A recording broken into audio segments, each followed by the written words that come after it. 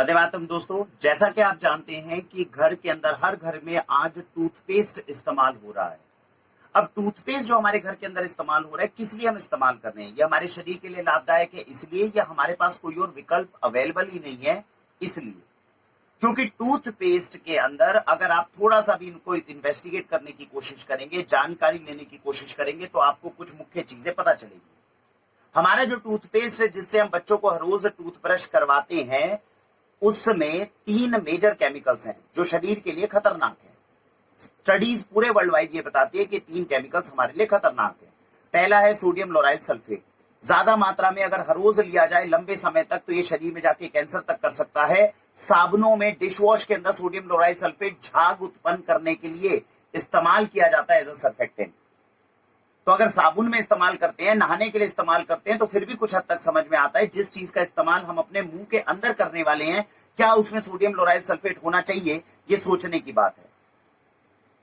दूसरा जो केमिकल है जो बेहद खतरनाक हमारे लिए सिद्ध हो सकता है वो है ट्राइक्लोसैन।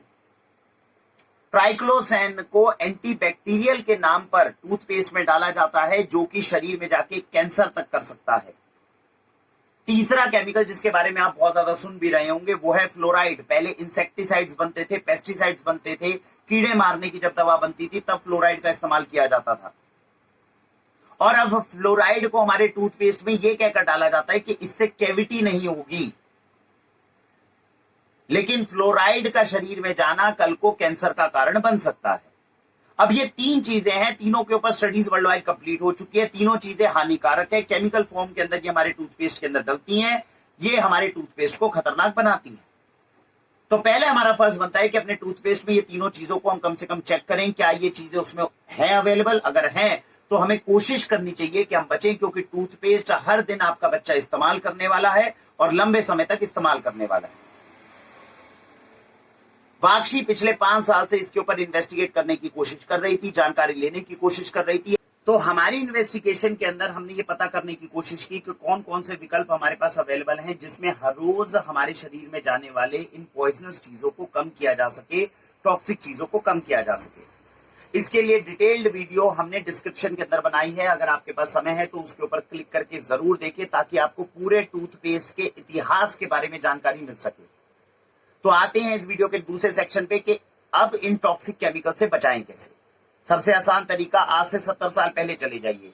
टूथपेस्ट आने से पहले जो हमारे घरों में इस्तेमाल होता था उसको इस्तेमाल करने लग जाइए। क्या चीज इस्तेमाल होती थी? पास की गौशाला में जाइए और दंत मंजन मिल जाएगा, और दंत मंजन ले आइए। ये है नीम की दातुन, ये है आपके पास में बबूल की दातुन जिसके के अंदर दातुन का इस्तेमाल होता है और टूथ पाउडर का, दंत मंजन का इस्तेमाल होता है। वहां पर मसूड़े भी मजबूत रहेंगे, दांत भी साफ होंगे और इनके अंदर केवल औषधियां ही होती है, शरीर में जाएगा भी तो नुकसान नहीं करेगा। सबसे सस्ता और सबसे आसान विकल्प आपके पास में ये अवेलेबल है। अगर हम कर सकें तो हमारे देश के लिए बहुत अच्छा होगा।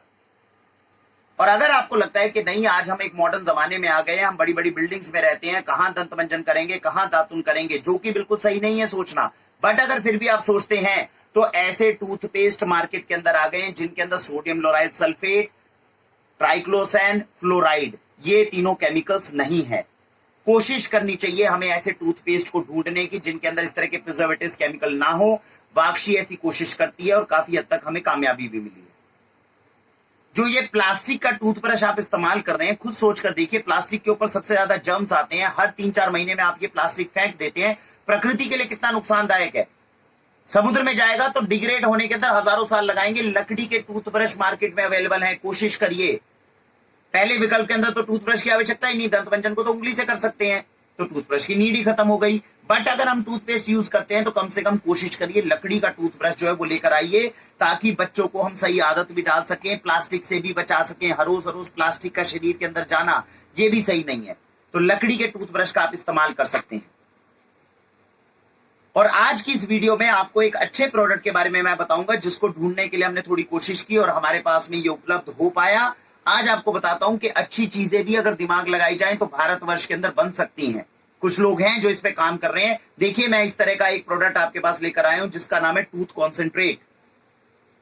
अब ये जो प्रोडक्ट मेरे पास में दिख रहा है, अब इसके अंदर देखिए दिमाग से क्या बनाया गया। इसके ऊपर हमने रिसर्च करी, इसको चेक किया, 1.5 महीना उपयोग किया, बहुत अच्छे रिजल्ट्स इसके महसूस हुए। देखिए इसके अंदर किस तरह से आपकी जो प्रॉब्लम्स हैं उनका निवारण किया गया। जो हम कमर्शियल टूथपेस्ट यूज करते थे तो उसके अंदर क्या है, झाग बनाने के लिए क्या डाला उन्होंने, सोडियम लोराइल सल्फेट। इन्होंने सोडियम लोराइल सल्फेट का इस्तेमाल नहीं किया, इन्होंने डाला 30% तक रीठा। अब रीठा आप जानते हैं एक तरह का फ्रूट होता है, बालों के अंदर लगता है तो बालों की केयर करता है। अगर उसको हम अपने दंत मंजन में डालकर यूज करें तो सेहत के लिए बहुत ज्यादा हानिकारक सिद्ध नहीं होगा, क्योंकि आयुर्वेद से आया है और एक फ्रूट के तौर पे ये प्रकृति हमें देती है। दूसरी चीज जो इसके अंदर डली हुई है वो है तेजोवा। अब तेजोवा का साइंटिफिक नाम होता है ज़ेंथोज़ाइलम एलेटम। अगर इसको आप थोड़ा सर्च करेंगे तो ये भी एक तरह की औषधि होती है जिसका इफेक्ट होता है एंटी इंफ्लेमेटरी, मतलब हमारे गम्स के अंदर, अगर हमारे मसूड़ों के अंदर किसी भी तरह की सूजन हो जाती है, किसी तरह का इंफेक्शन हो जाता है, उसको कम करने के अंदर ये रोल प्ले करता है। और गलती से अगर शरीर में थोड़ा चला जाए तो क्या नुकसान करेगा? नहीं करेगा, क्योंकि औषधि है। अगर शरीर में चला भी जाए तब भी ये हमें अस्थमा, हमें कफ, बलगम शरीर के अंदर बनना, बुखार का होना, इन चीजों को भी कम करता है। तो यानी कि बच्चों को तो वैसे हमें कोशिश करनी है कि औषधि से आपने ब्रश करा और उसके बाद में अगर आप थूक देते तो कोई प्रॉब्लम नहीं, लेकिन अगर शरीर में भी चला जाए तो नुकसान करने की बजाय हल्का फायदा ही करेगा। तीसरी चीज जो इसके अंदर डलती है वो है समुद्री फेन। अब समुद्री फेन क्या होती है? जब हम समुद्र के अंदर जाते हैं, समुद्र में जाने के बाद कैटल फिश नाम की एक मछली होती है।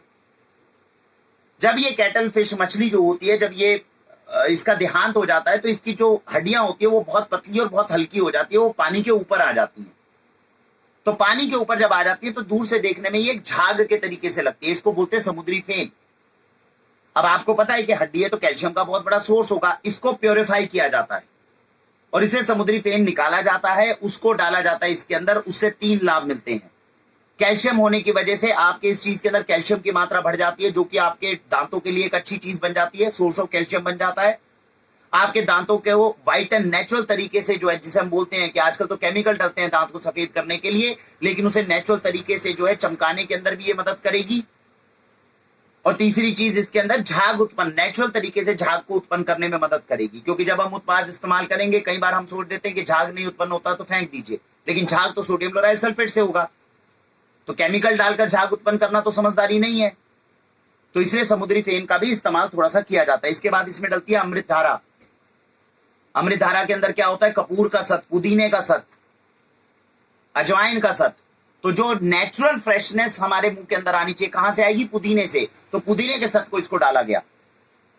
लवंग गड़ी गुटिका, अगर गले के इंफेक्शन होते हैं, माउथ के अंदर अल्सर तक हो जाता है तो ये उसको ठीक करने में मदद करेगा। ये औषधि इस तरह की होती है।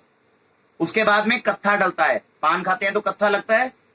कत्थे से क्या फायदा होता है? अगर हमारे गम्स जो होते हैं वो ब्लीड भी कर रहे होते हैं, मसूड़ों में ब्लीडिंग भी हो रही होती है, तो एस्ट्रिंजेंट इफेक्ट दिखाएगा, उस ब्लीडिंग को कम करने में मदद करेगा। लवंगड़ी गुटिका, जो जैसा मैंने ऊपर बताया, इसके अंदर 7 औषधियों का मिश्रण होता है। इसके अंदर लौंग होती है, काली मिर्च होती है, कत्था, बबूल, बहेड़ा, ये सब होता है। और जो मैंने ऊपर आपको तेजोवा भी बताया था, उसका भी एक्शन एंटी बैक्टीरियल रहता है। तो किसी भी तरीके से मसूड़ों में कोई भी बैक्टीरियल इन्फेक्शन हो, लौंग आप जानते हैं दर्द को कम करने में मदद करती है। ये वो सारी औषधियां हैं जो भारतीय आयुर्वेद हमें देता है।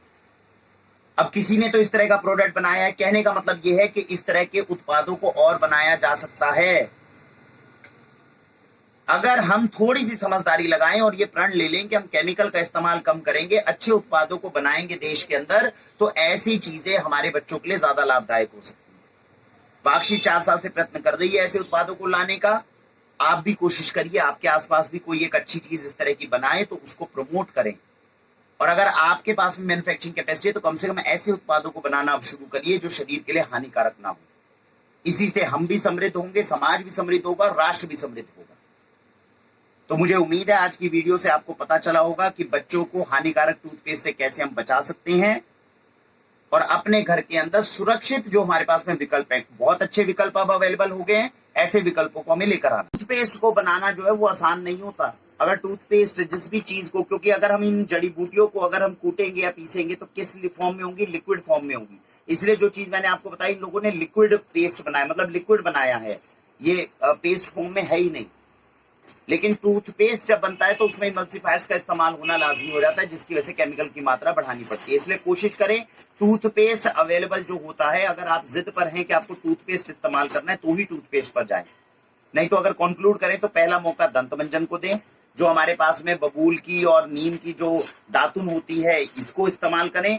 और अगर उसके बाद में अगर इस तरह का कोई प्रोडक्ट है जो लिक्विड हमारे पास में होता है उसको इस्तेमाल करें। और फिर भी अगर आपको लगता है नहीं मुझे टूथपेस्ट ही इस्तेमाल करना है तो फिर टूथपेस्ट को चांस दें, वरना टूथपेस्ट को केमिकल फ्री बनाना बड़ा मुश्किल है। मैं आपको एक और बात बता दूं टूथपेस्ट के बारे में, आपने कभी ध्यान नहीं दिया होगा, टूथपेस्ट के पीछे लिखा होता है कि अगर गलती से भी इसको स्वेलो कर लिया जाए तो मेडिकल सुपरविजन के लिए आपको तुरंत जाना होगा, क्योंकि वो जानते हैं कि केमिकल है और अगर अंदर बच्चे ने निगल लिया तो नुकसान करेगा। आप मुझे खुद बताइए, क्या कोई ऐसा बच्चा है जो टूथपेस्ट करता हो और हल्का फुल्का वो ना निकलता हो उसे, यानी शरीर में जाके नुकसान तो कर रहा है लेकिन हम उसके लिए कोई स्टेप नहीं ले रहे। दूसरी चीज क्या होती है, उसके पीछे लगा होता है, टूथपेस्ट के पीछे आपके लिखा हुआ है कि बिल्कुल पी साइज आपको यूज करना है, लेकिन जब विज्ञापन आते हैं तो इतनी बड़ी लेयर जो है टूथपेस्ट की दिखाई जाती है। तो क्या ये तरीका ठीक है? ज्यादा सेल करने के लिए विज्ञापन में जानबूझकर ज्यादा बड़ी लेयर दिखाई जाती है, जबकि आवश्यकता है आपके ब्रश के ऊपर केवल पी साइज लगाने की। ये जो उत्पाद हम आपको बता रहे हैं इनकी भी केवल 2-2 बूंदे ही लगानी है ब्रश पर, और इससे बहुत अच्छे तरीके से आप अपने मुंह को क्लीन कर सकते हैं। तो समझदारी अपनाएं और अच्छी चीजों का इस्तेमाल सही ढंग से अगर करेंगे तो हमारे शरीर को नुकसान कम होगा, ऐसी हमारी आशा है। इसी के साथ भारत वंदे मातरम।